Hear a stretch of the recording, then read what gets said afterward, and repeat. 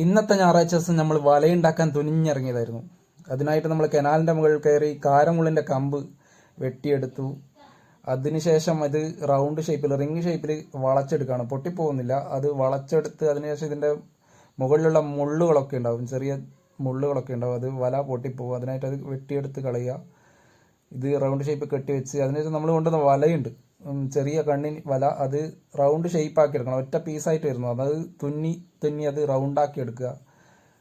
അത് കഴിഞ്ഞതിന് ശേഷം നമ്മൾ ഈ കൊണ്ടുവച്ച കാരമുള്ളിന്റെ കമ്പ് റൗണ്ട് ഷേപ്പിൽ കെട്ടിവെച്ച കാരമുള്ളിന്റെ കമ്പിലേക്ക് ഇത് റൗണ്ട് ഷേപ്പിൽ കെട്ടിയെടുക്കണം.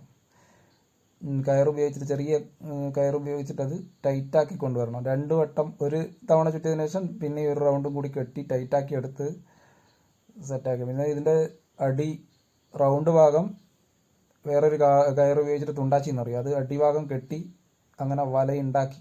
ഇന്നത്തെ ഞായറാഴ്ച ദിവസം ഇങ്ങനെ പോയി.